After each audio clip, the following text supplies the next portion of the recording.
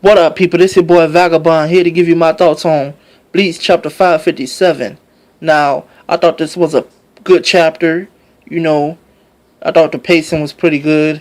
I thought the dialogue was pretty good. And overall, it was a simple chapter to read, and it was a good chapter. Now, what happened in this chapter, Komamura, he's still battling Bambietta. As of right now, it seems that he has the upper hand slightly, just a slight little bit upper hand. He kind of reveals some things about himself and the human transformation form that has taken. And Kubo, man, Kubo gave him a little bit of character development. Well, the character development always been there, but he's sort of like reiterating it again to the viewers who really think lightly of Komamura.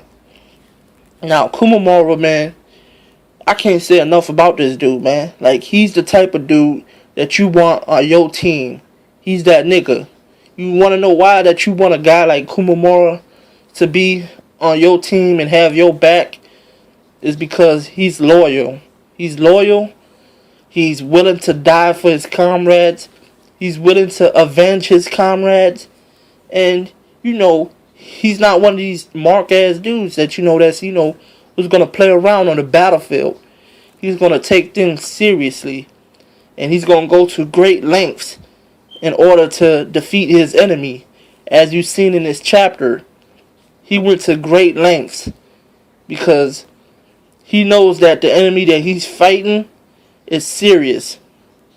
The man, what he did in this chapter was the human transformation form that he has, it's permanent. We already know that. But what he did was, and what we already know is that in order to gain his transformation, he took his heart out. Now, the human transformation is temporary, and it pretty much means that he's going to die once this transformation form ends. Now, that's pretty admirable of him to do. Kubo, he could have completely drew Komamura as just regular old Komamura that we've seen before, basically going out to the battlefield, matching him up with this girl, and this girl whooping his ass, and basically Komamura dying and people don't give a damn. But that's not what he did.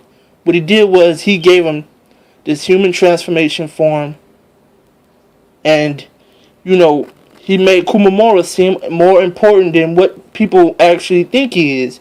And he is important. Because like I said, this guy, he's willing to sacrifice anything and everything to help his comrades and, and to avenge his comrades. He's avenging Yamamoto. He looked up to Yamamoto. Yamamoto had his back. The only person that had his back.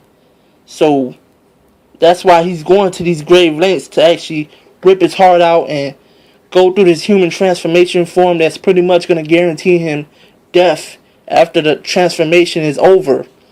Now, his Bankai, a lot of people, said, okay, so his Bankai doesn't have armor. So what? What's the difference? Well, let me tell you the difference. Komamura explained that his Bankai, Kokujo Tenjei Mule, is an armored Bankai. That's what he called it. He called it an armored Bankai. And when you strip that armor away from him, it's now called Dangai Jo, which basically, you're taking the life of the Bankai's life is within the armor. Once you take that armor away, the samurai itself becomes all reishi and power. That's what it is. So it's like now he just lighting himself up. That armor, it's like the armor of on a samurai.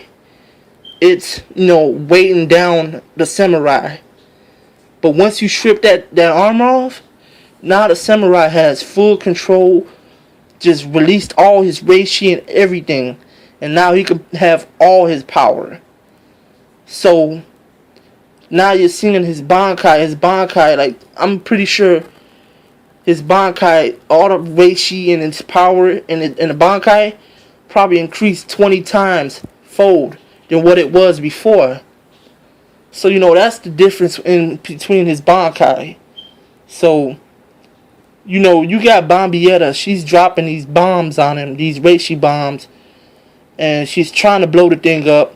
And Komamura is explaining to her that when I took this human transformation form, I'm pretty much, I gave my heart up. So I have, this body of mine. It's pretty much a shell. It's nothing. I'm pretty much immortal. So your attacks cannot hurt me. And it cannot hurt, his Bankai either. Which is displayed, which is shown in the panels where she's dropping bombs on the Bankai and it's not doing anything. So that was pretty much the whole point of Komamura, ripping his heart out and going to this human transformation to get this immortal body and this, in his Bankai and in his Bankai, to basically strip his armor off and become 10 times or 20 times stronger. And now he's battling Bambietta and it looks like he has the upper hand. Now, I hope he doesn't, have Komamura lose this fight.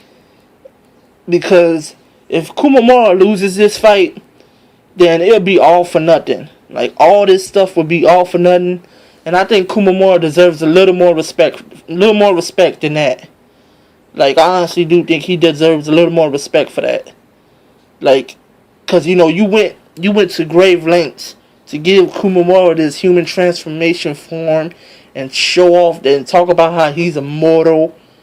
He deserves a little more respect than that because he's already gonna die. By his calculations, by what he said, that once he ripped his heart out, his body is now completely just a shell, and he's basically done for after the transformation is over. So to me, Komamura should win this battle. Now I don't care what the hype is around Bambietta.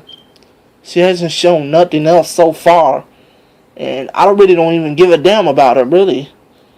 She just looks like an annoying little kid. But, yeah, man, I think Komamura should win this fight. And, I don't know if he's going to win it like a one shot or whatever, but he should win this fight because he's going to be guaranteed death anyway. But, that's all I got to say about this chapter. Like I said, it was a good chapter. I give it an 8 out of 10. Let me know what you think. Leave a comment, subscribe, like the video, and I'll holler at you later.